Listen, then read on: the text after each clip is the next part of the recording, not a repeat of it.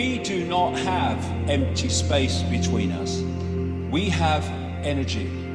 We have electromagnetic energy. And we have in that energy information.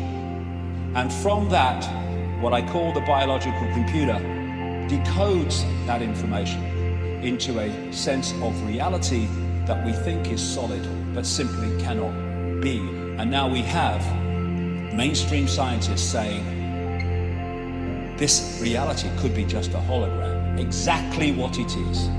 Nikola Tesla, the genius from which so much came, he could see beyond the physical that we perceive. And he said, the day science begins to study non-physical phenomena, it will make more progress in 1 decade than in all the previous centuries of our existence. Why? Because you go to the source of the reality instead of the decoded expression of that reality. What I call consciousness is like the ocean, whereas mind, it's the same substance, but it is far more limited. Like ice is the same substance as water, but it's in a completely different and more limited state. And you know, when you look at the oceans, they say it's the South China Sea, they say it's the South Atlantic, the Indian Ocean, the North Atlantic, same bloody water. But what we do is we give our water, our infinite self, names, like Ethel Jones and Arthur Smith, and we give them identities without realizing that we are just points of attention within one infinite, eternal consciousness. We are expressing our point of attention as a uniqueness, which is wonderful. A unique personality, a unique person, a unique perspective, a unique point of attention. But at that time, we are connected to all the other points of attention in infinite awareness, which in the end are all us and we are all them. And so, when we go to war, we go to conflict, we are fighting ourselves. The ocean is the droplet is the ocean. Drop the droplet in the ocean, where does the droplet end and the ocean start?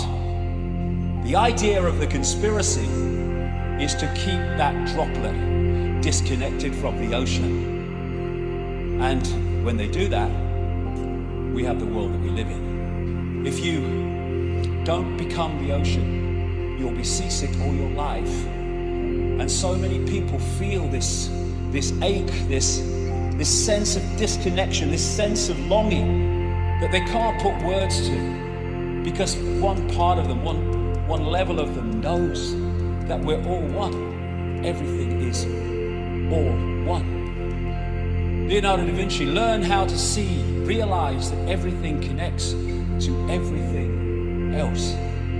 It's an ocean. We are a point of attention, but we are the ocean. My God, that's what we are. We're the freaking ocean of infinite consciousness.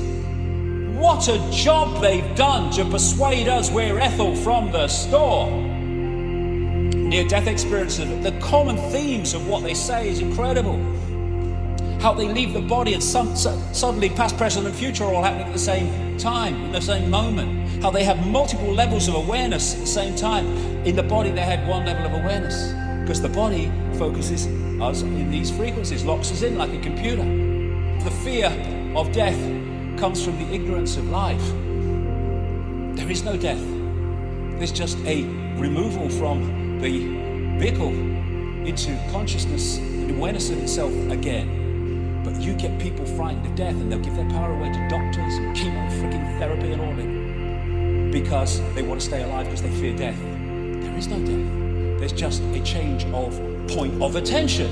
So we have a visible universe, that which we can see, and we have an invisible universe, which is everything else. And the visible universe is so tiny, it is funny. And so through the body we perceive in a visual sense what the body can decode, which is this little band of frequencies. You go outside the body, now you're perceiving much greater frequencies, and thus your reality changes. If you wish to understand the universe, said Tesla, think of energy, frequency, and vibration. Exactly. So, our point of attention holds us in this reality unless we're open to consciousness. Because what happens is if you come into this reality, this visible light reality, and you hold that connection to consciousness beyond this reality, you have everything you need. You have the information coming through the senses to give you a fix on what's happening around you.